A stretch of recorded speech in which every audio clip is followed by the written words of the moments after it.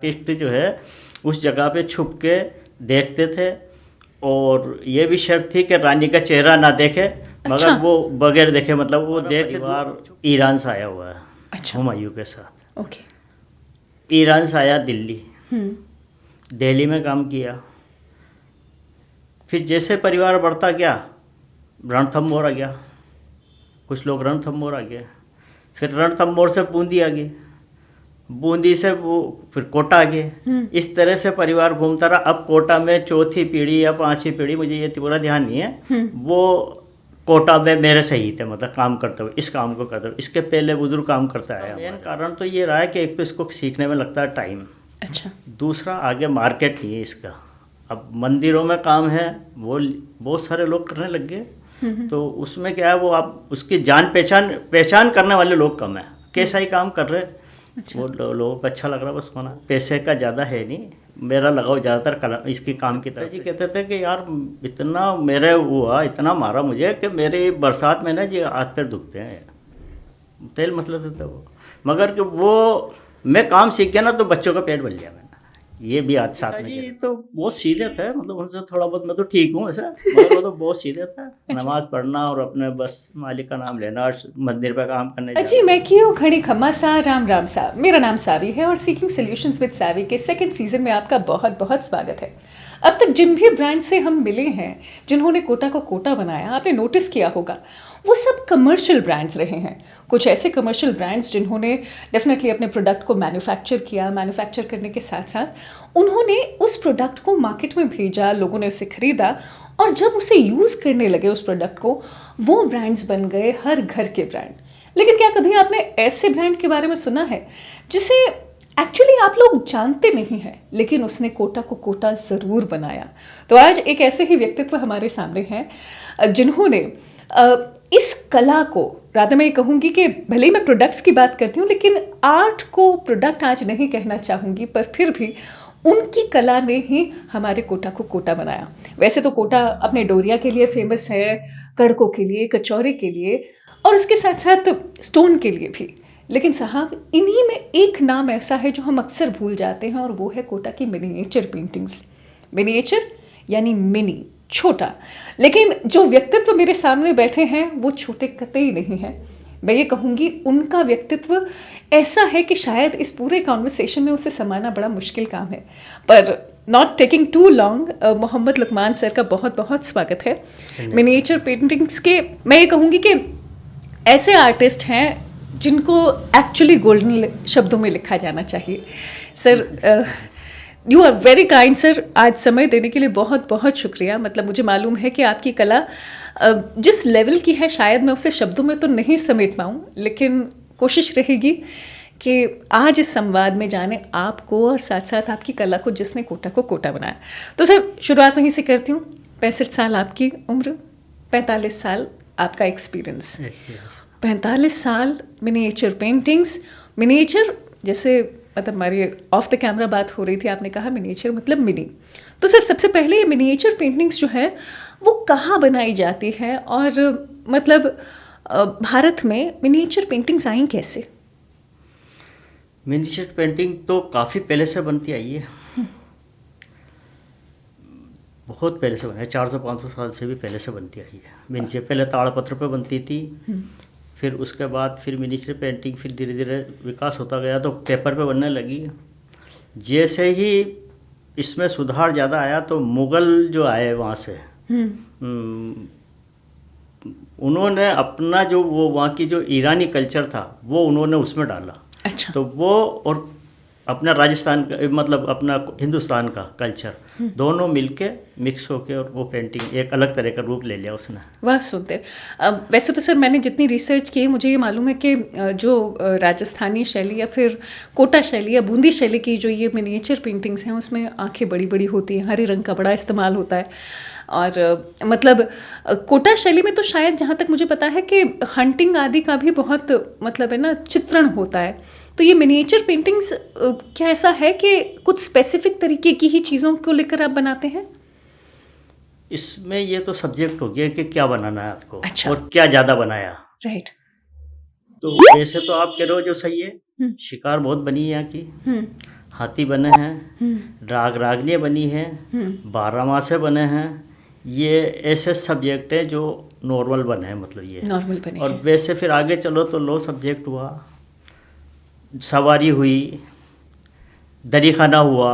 ये सब जो उस टाइम में जो था वो पूरा का पूरा आर्टिस्ट ने दर्शा दिया वाह, कि बहुत क्या सुंदर। क्या किस तरह से वो दरी खाना बढ़ता था। तो वो दरी खाने में कौन कौन बैठते थे, कहाँ कहाँ किसकी सीट थी, वो सारा उन्होंने उसमें दर्शा दिया पेंटिंग में। शिकार है तो किस तरह से राजा शिकार करते थे, कैसे, जैसे कई तरह से शिकार होती थी। पहले एक तो माले की शिकार होती थी, तो माले पे बैठ के पेड़ पे माला बना के मचान बना के उस पर बैठते थे। हम्म, एक शिकार होती थी हाके की, तो उसको घेर लेते थे, मतलब रस्से से बांध के एक जाल टाइप का लगा के, उसे हाका बोलते हैं, उसे घेर लेते थे। और घेरने के बाद उसको डराते थे, मतलब वो शिकार को। दूसरे लोग जो उनके जो सर्वेंट थे वो डराते थे उसे। तो वो कोई ढोल बजा रहा, कोई बांसुरी बजा रहा, मतलब कोई कैसे भी करके और उसको भगाते थे। तो वो डर के आता था तो वो उधर वो फंस जाता था, उधर आगे तो निकल नहीं सकता था, और ऊपर से राजा शिकार कर देते थे। ये इस तरह की भी शिकारें बनी। तो सर मुझे एक बात समझाएं कि क्या जब ये पेंटिंग्स जो बना रहे होते थे वो उस जगह पर होते थे, ऑब्जर्वेशन? हाँ, उस जगह पे होते थे। पहले के आर्टिस्ट जो है उस जगह पे छुप के देखते थे, और ये भी शर्त थी कि रानी का चेहरा ना देखे, मगर अच्छा। वो बगैर देखे, मतलब वो देख के छुप के देख के बनाते थे वाह, क्या बात है। इस तरह। लुकमान सर, क्योंकि मुझे आपको जानने की भी ज़्यादा इच्छा है, तो सर्वप्रथम तो ये भी जानूंगी कि आप लोग पधारे कहाँ से, मतलब क्या आप भारत में ही ओरिजिन हुआ? हमारा परिवार ईरान से आया हुआ है। अच्छा। हुमायूं के साथ ओके। ईरान से आया दिल्ली, हम्म, दिल्ली में काम किया। फिर जैसे परिवार बढ़ता गया, रणथंभौर आ गया, कुछ लोग रणथंभौर आ गए।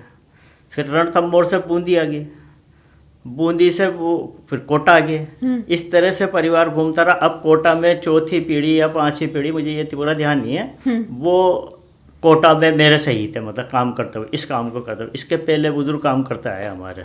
अच्छा। तो सर और हमारे दादा का काम अभी पैलेस में है, अच्छा। उनके पिताजी का काम पैलेस में है, जैन मंदिरों में है। ये गोल्ड का काम जो होता है, जो सोने में जो भगवान के पीछे मूर्ति लगती है, जैसे जैन मंदिर में, तो वो सारा गोल्ड का काम हमारा परिवार ही करता है, मतलब। वाह, बहुत सुंदर। भगवान। लुकमान सर, लेकिन बहुत लोग अब बचे नहीं हैं जो इस कला को आगे बढ़ाएं, है ना? उसका एक कारण क्या है? उसका मेन कारण तो ये रहा है कि एक तो इसको सीखने में लगता है टाइम, अच्छा। दूसरा आगे मार्केट नहीं है इसका। अब मंदिरों में काम है, वो बहुत सारे लोग करने लग गए, तो उसमें क्या है, वो आप उसकी जान पहचान करने वाले लोग कम है। कैसा ही काम कर रहे, अच्छा। वो लोगों को अच्छा लग रहा, बस होना है। तो सर ये मुझे समझाएं, क्योंकि आजकल तो क्योंकि कमर्शियल बहुत हो गई हैं चीज़ें, और जैसे हम कई भारत के अन्य जो कला की चीज़ें हैं वो बॉम्बे में जैसे नीता अंबानी कल्चरल सेंटर में भी पहुंच गई। मतलब कुछ कलाकारों को वहाँ पर भी अपनी कला को प्रदर्शित करने के साथ साथ लोगों तक पहुँचाने का भी मौका दिया गया। कभी आपने ट्राई किया, या फिर कभी फाइनेंसिस को मजबूत करने की कोशिश की, या सिर्फ कार्य में ही लगे रहे? मैं तो ज़्यादातर काम में ज़्यादा रहा हूँ, काम किया मैंने, पैसा कमाने की तरफ ध्यान नहीं दिया। क्यों सर? मतलब माफ़ी चाहती हूँ, है ना, वैसे एक आर्टिस्ट को ऐसा ही होना चाहिए जैसे आप हैं। मुझे ज़्यादा शौक पैसे का ज़्यादा है नहीं, मेरा लगाव ज़्यादातर कला इसकी काम की तरफ से ज़्यादा है। तो अब कितनी पेंटिंग्स बन जाती हैं, जैसे अगर मैं बात करूँ तो? पेंटिंग में तो एक में 6-6 महीने में लग जाते हैं, कोई 2 दिन में ही बन जाती है, कोई 3 दिन। वो तो जैसी पेंटिंग होती है उस हिसाब से बनती है पेंटिंग है। अच्छा। और पेंटिंग में मैं आपको थोड़ा सा इसके बारे में विस्तार से बताऊँ। बिल्कुल सर, बताएं।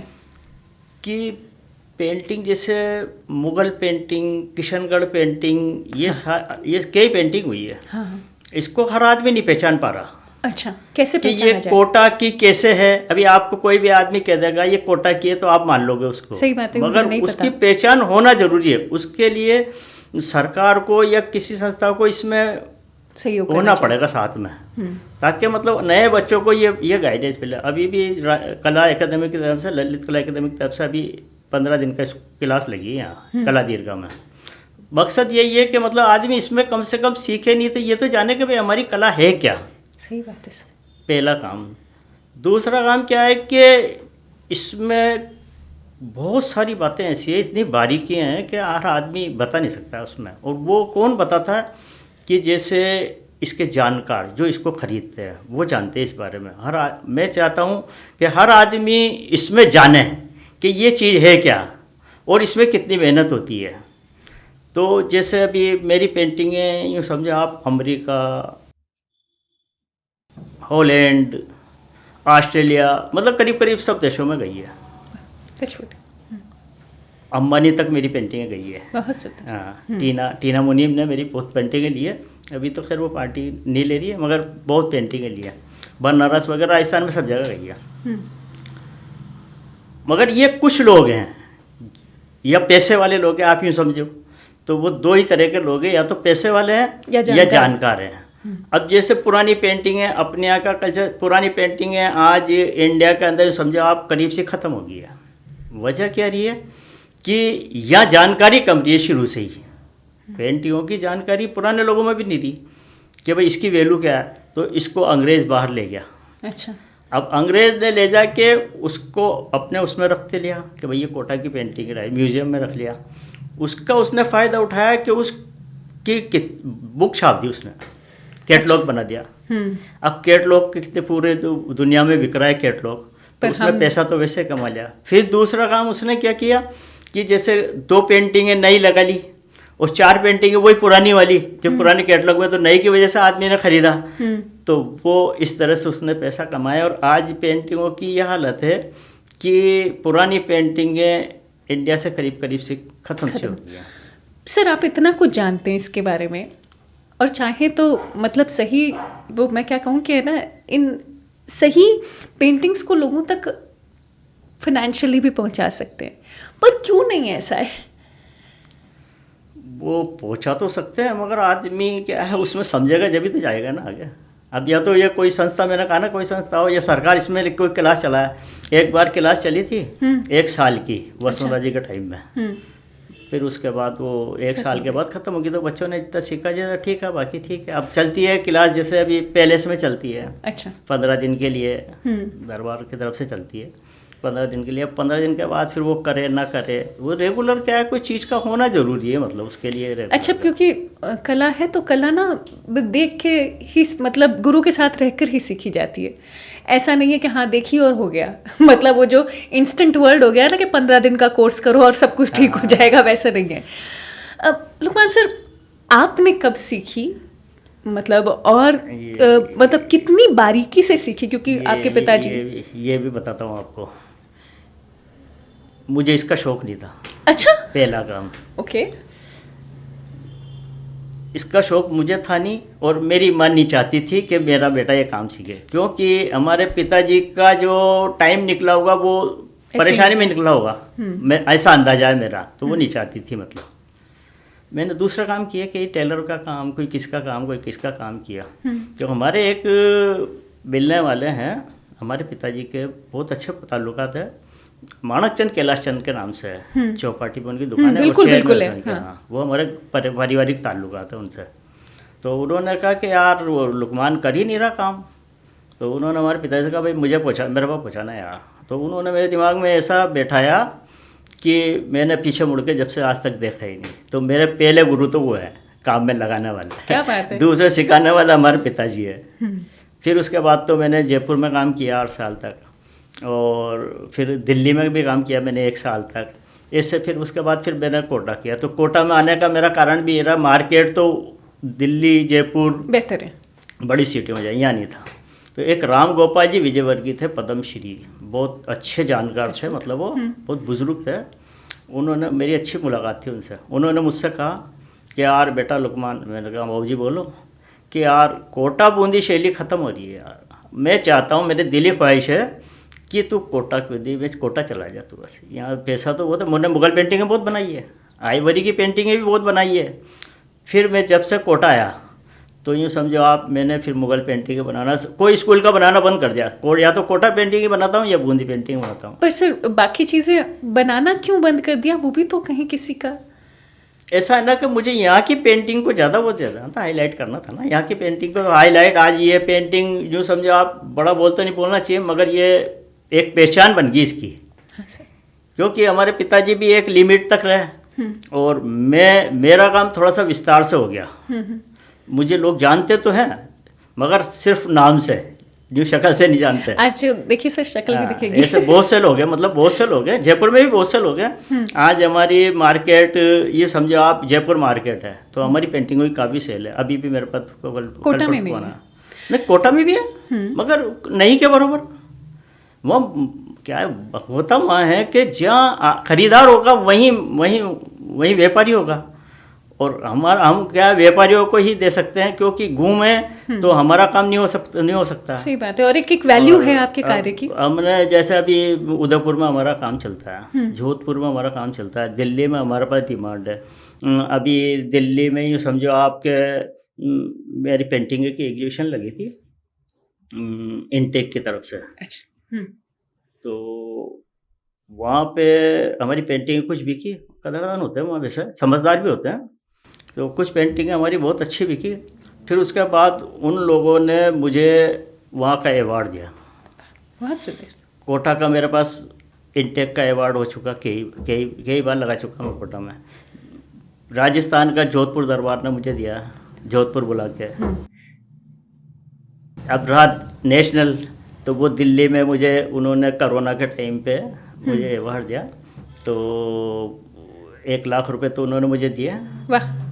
और सर्टिफिकेट पे बाद में वो कोरोना आ गया, फिर उसके बाद उन्होंने अभी थोड़ा टाइम पहले बुला के मुझे सब कुछ जिस को देना था, तो उसमें मेरी पेंटिंग अच्छी सेलेक्ट हुई है। उसके बाद क्या हुआ कि मेरे पेंटिंग वहाँ पे भी सेलेक्ट हुई है हैदराबाद में। तो मुझे जैसे 21 तारीख को वहाँ जाना था और 24 को मुझे हैदराबाद जाना था, दोनों जगह कैंसिल हो गया। उन्होंने भी 10,000 का पेमेंट दिया, शॉल वगैरह तामपत्र वगैरह पहुंचा दिए।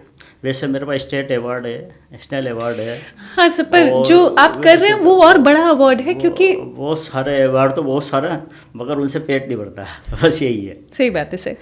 अच्छा सर, हीरे ना, मतलब पहले तो ऑफ कोर्स बात यह है कि हीरे की चमक ही मतलब देखकर लोग बता दिया करते कि हीरा है। हीरा अपना प्रचार नहीं करता था। कभी सोचा है कि अगर किसी तरीके का प्रचार एज इन, क्योंकि देखिए आप ही ने खुद ने कहा कि अवार्ड से पेट तो नहीं भरता, और जो आपकी कला है अगली जनरेशन को सीखना और ज़रूरी है। मेरे 2 सवाल हैं। पहले, क्या अगली वाली जनरेशन आपकी इस कला को सीखने में समर्थ है? और दूसरा, अगर वो समर्थ है तो कैसे उसे पॉसिबल किया जाए? भाई अभी मेरे पास, मैंने कोटा में 4-5 आर्टिस्ट तैयार कर दिया, 4-5 तो कर दिया, तो काम तो बंद होने वाला है नहीं। दूसरा क्या है, नई पीढ़ी नहीं आ पा रही है, क्योंकि एक तो इसमें टाइम लगता है और हर आदमी को पैसा चाहिए। कला की तरफ उसका कम ध्यान है, पैसा कमाने की तरफ ज़्यादा ध्यान है। तो वो पैसा आएगा तो हम इतनी जल्दी पैसा तो दे नहीं सकते उसको, तो बस वहीं कहीं स्टॉप हो जाता है। डांट पड़ी कभी पिताजी से? खूब मार भी पड़ी है। हमारे पिताजी तो बहुत गुस्से के तेज थे। हाँ। कि वो कई बार उन्होंने, एक बार हम सतुर माता जी का काम कर रहे थे। हाँ। काम गलत हो गया। हाँ। अब काम गलत हो गया तो हमारे पिताजी ने खाना नहीं दिया। 11-12 बज गए। वहाँ के जो भोपे थे, भोपा बोलते वहाँ के वजह से भोपू होकर, तो भोपा ने कहा कि खाना दो, तो उन्होंने मना कर दिया कि ये काम सही करेगा तो दे दूँगा, इसको खाना खिला दूँगा। खाना जिसको जब भी मिलेगा कि सही काम करे। तो ऐसे तो बहुत सारे काम हुए और हमारे से ज़्यादा वो उनके साथ हुआ। अच्छा, इसलिए उन्होंने लौटा के स्ट्रिक्टनेस रखी। लौटा के नहीं, वो तो फिर बहुत कम किया हमारे साथ तो ऐसा। मगर वो क्या है, खाली जैसे बातों से या चिल्लाते थे, वो बस उन तक सीमित रहा। हमारे दादा तो बहुत ज़बरदस्त गुस्से के थे कि वो कहते थे कि सीधा गलती की। और पहले पार्टी होती थी, तख्ती जिसे बोलते हैं, जिस पे सुलेख भी लिखते थे। आज हमने भी उस पर पेंटिंग बनाई थी। आजकल तो कागज़ पेंसिल लेते हैं, तो उसकी सीधी वो देते थे गलती होती। तो हमारे पिताजी कहते थे कि यार इतना मेरे हुआ, इतना मारा मुझे कि मेरे बरसात में ना जी हाथ पैर दुखते हैं। तेल मसला देता वो, मगर कि वो मैं काम सीख गया ना तो बच्चों का पेट भर लिया मैंने। ये भी आज साथ में कहते थे वो। क्या बात है सर। सर आप इतने स्वीट हैं, इतने सीधे साधे व्यक्ति हैं। मैं तो मतलब अच्छा, क्योंकि देखिए एक सादा व्यक्तित्व होना कई बार मार्केट में बहुत अच्छा नहीं होता, क्योंकि ये मान लीजिए कि मार्केट थोड़ा सा मटीरियलिस्टिक है, आपको तेज तर्रार चाहता है। आजकल तो कुछ काम करे ना करे लेकिन उसकी एक कहानी बहुत अच्छी कह देते हैं। हाँ, आपका काम इतना सुंदर है कि आप लेकिन कहानी कहते नहीं हैं।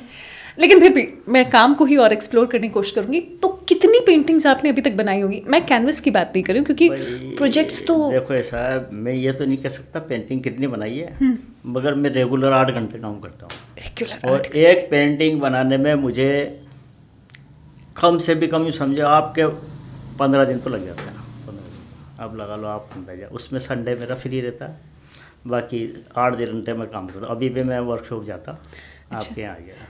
सर, फैमिली में अगली जनरेशन को तैयार करना एक अलग लेवल का वो है।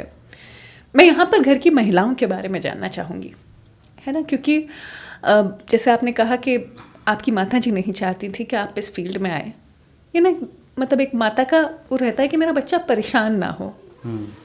तो उस लेवल पर घर की महिलाओं ने कैसे चीज़ों को संभाला है? क्योंकि आप अगर आर्टिस्ट हैं तो, और आप में पैसे की भूख है नहीं, ठीक है, जीवन जीने के लिए चाहिए जो बात अलग है ना, तो उनको सैक्रिफाइस ज़्यादा करना पड़ता है। मैं सैक्रिफाइस कह के ऐसा नहीं कि मैं मतलब ओवरडू कह रही हूँ, लेकिन मुझे मालूम है कि घर में जब कोई चीज़ नहीं आती, बाकी दुनिया में आ रही है, आप बेहतरीन व्यक्तित्व हैं, लेकिन ये डिफ़िकल्ट हो जाता है। और कितने दिनों तक? साल, 2 साल, 4 साल? तो क्या ये कहेंगे? तो हमारी जो घर वाली है, बीवी है, वो भी कहती है कि आप कमाई कर ही नहीं पा रहे हो जैसा आर्टिस्ट हो। मैंने कहा यार ठीक है, मैं मेरे तरह से चीने तो बस तेरा कमी नहीं आ रही, ठीक है बस। मैम का नाम? परवीन अख्तर। प्रवीण मैम। लड़के हैं मेरे 2। एक तो एमए कर रखा उसने ड्राइंग में, शादी होगी उसकी भी। अच्छा। एक ने सीए कर रखा, अच्छा। तो उसकी भी शादी होगी। अच्छा। चार्टर्ड अकाउंटेंट, तो शादी होगी उसकी। तो आपकी कला को आगे कौन ले जा रहा है? एक तो मेरा भाई कर रहा है और मेरे स्टूडेंट है जो कर रहे हैं। अच्छा, दोनों पुत्रों में से किसी ने नहीं लिया? और टेस्ट हाँ, वो दोनों लिया तो सही, शुरू में तो करा किया उन्होंने, काम तो किया और काम भी किया तो अच्छा किया। अंग्रेज आता था तो वो उसकी पेंटिंग बहुत पसंद करता था, छोटी वाली की। अच्छा। बड़ी वाली की, हाँ। एक अंग्रेज आता था हमारे यहाँ, तो एक पेंटिंग थी अधूरी। अच्छा। तो उसने कहा मैं यही पेंटिंग लूँगा। मैंने कहा भाई ये अधूरी है, पूरी करके दे देंगे आपको। आता था वो साल में एक बार, अभी तो खैर नहीं आ रहा हूँ। तो मैंने पूरी करके दूँगा। नहीं मुझे कुछ नहीं, मुझे इससे ऐसा महसूस होता है जैसे मैं आराम से लेटा हूँ इसे देख के। ये कह रहा था, ये कहता था वो। अच्छा, ये मतलब मेरे ख्याल से आपके लिए इररिलेवेंट सवाल होगा, लेकिन जो आर्टिस्ट लोग हैं वो ये जानना चाहेंगे कि जब आप किसी पेंटिंग को बनाते हैं, आपके जहन में क्या चल रहा होता है? सिर्फ एक तो होती है कला, क्योंकि प्रैक्टिस करते करते वो बेहतर होती जाइए, और क्योंकि मुझे लगता है कि आपका जो कार्य है उसमें ऑब्जर्वेशन भी उतनी ही ज़रूरी है जितनी कि हाथ की बारीकी। तो आपके माइंड में क्या रहता है उस दौरान? भाई ऐसा है कि पहले तो हम ये देखते हैं कि हमारा मार्केट क्या मांग रहा। अच्छा। पहली बात है। फिर उसके बाद बनाते हैं हम उसका सब्जेक्ट। अच्छा। फिर उसके बाद उसको इस तरह से दर्शाते हैं कि हमें शाम को बनाना है या सुबह का बनाना या दिन का बनाना। उस तरह से फिर हम कलर लगाते हैं उसमें। भाव भी ऐसे पैदा करते हैं जैसे आप मेरी तरफ देख रहे हो या मेरी तरफ वो देख रहा है, उसको देखना है तो वो ऐसा लगे कि जैसे वो ये कुछ कहना चाहता है। जो बात वो पेंटिंग में जो रख रहे हैं अपन, वो उसको मालूम पड़ना चाहिए कि ये बात अगर उसको गौर करोगे आप तो ऐसा लगेगा कि ये कुछ कहना चाहती है इससे। बहुत सुंदर। ये जेंट्स है तो ये इससे कुछ कहना चाहता है, लेडीज है तो कुछ कहना चाहता है। इसी तरह से सब्जेक्ट बनते हैं, जैसे शिकार हुई तो शिकार में अलग अलग बनी पेंटिंग है। और शिकार में एक बात और आपको मैं बता दूं कि कोटा के हाथी मास्टर ऑफ एलिफेंट है पूरी दुनिया में। वाह, क्या बात है। कोटा का हाथी बहुत सुंदर। ये मास्टर ऑफ एलिफेंट है। उनसे अच्छा हाथी ना तो मुगलों ने बनाया, ना कोई और दूसरे शैलियों के लोगों ने बनाया, जैसे कांगड़ा वगैरह और बहुत सारी शैलियाँ।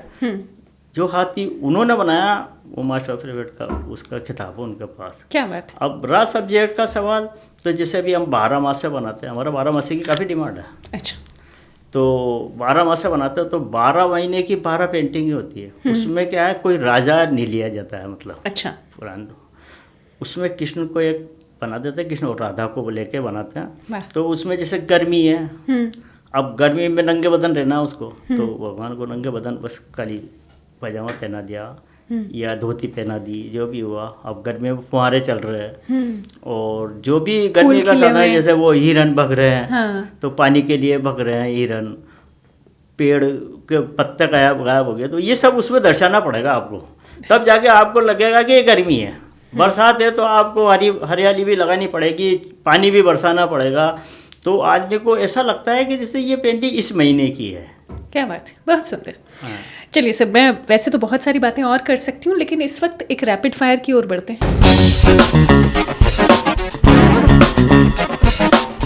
तो ऐसा क्या है जिसे देखकर लोग समझ जाएं कि ये लुकमान साहब की पेंटिंग है?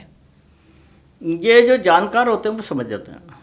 वो एक कलम जो है वो इस तरफ दौड़ती है कि भाई ये बात तो ये तो इसकी पेंटिंग में आती है, इस तरह कलर आते हैं। जैसे हमारे अभी मैं आपको एक किस्सा सुनाता हूँ, अभी जस्ट 2-4 महीने पहले का, कि मैं उदयपुर में कहीं बैठा था, तो मैंने फ़ोन किया, यार भाई साहब मैं आ गया, तो कहा ठीक है आप आ जाओ, घंटे 1.5 घंटे में। उसने कहा आ जाओ, मैंने कहा मैं भी अभी निमट के आ जाऊँगा आपका।